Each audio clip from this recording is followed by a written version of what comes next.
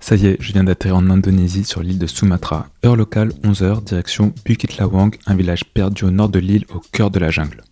Pour s'y rendre, je dois prendre le minibus. Ici, c'est le transport officiel, une vraie immersion dans la culture locale. C'est-à-dire karaoké à fond et cigarettes non-stop.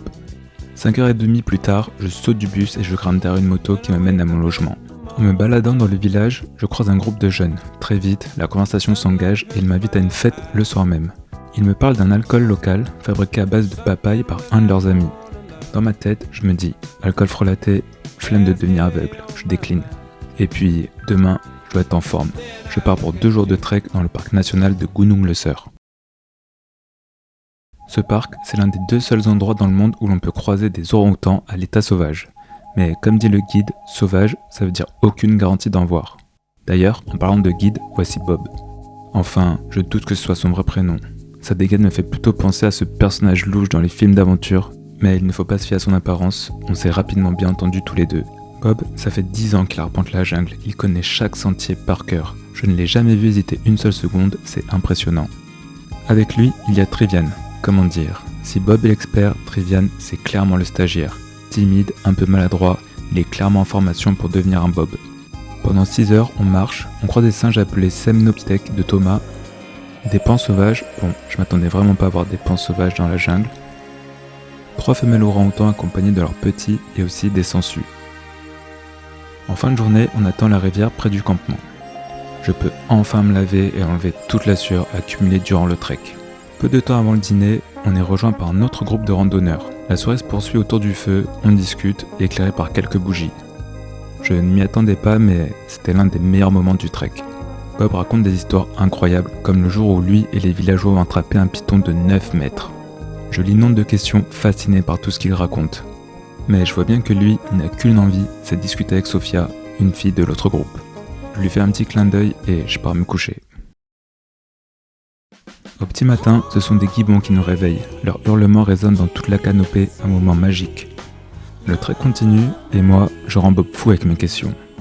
À chaque fois qu'on croise un insecte, une plante, un animal, je lui demande « Is it dangerous, Bob? Can I die ?» En fin d'après-midi, on atteint une nouvelle rivière. Pour entrer au village, pas de sentier. On doit descendre le cours d'eau assis sur cette grosse bouée 3 places, sensation garantie. Le soir, de retour au village, je pars me balader avec mon appareil photo. L'ambiance est paisible, hors du temps. Plusieurs habitants viennent discuter avec moi, parmi eux un groupe de jeunes filles. Et avant de se quitter, l'une d'elles me demande « Quel est mon hobby ?» Je réponds sans hésiter, la photographie, elle, c'est le dessin. Une question simple, mais dans ce contexte, elle sonnait tellement juste et profonde.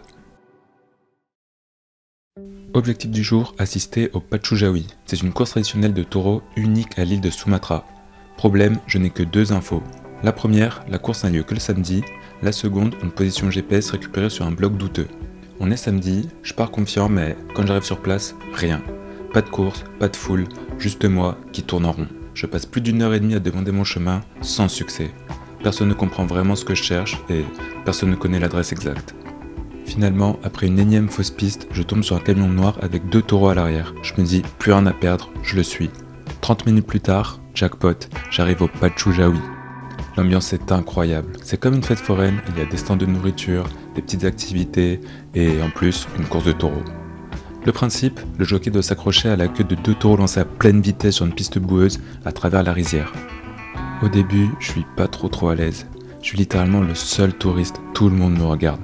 Avec mes lunettes à verre orange, mon débardeur kaki et mon appareil photo, je passe pas inaperçu.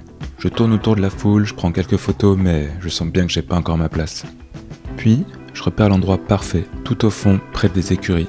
Là où les jockeys attendent autour de leurs équipes et de leurs taureaux. C'est exactement là que je dois être si je veux capturer les images que j'ai en tête. Le problème, c'est que pour y accéder, il faut traverser le champ boueux.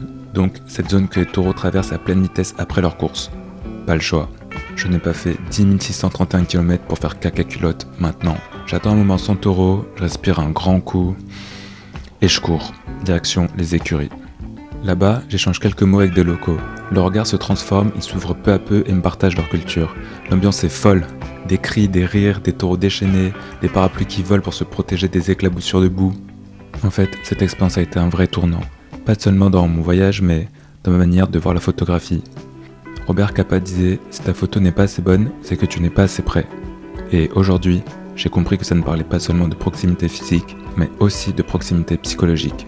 Il y a des histoires que je ne pourrais raconter qu'en étant connecté à mon sujet.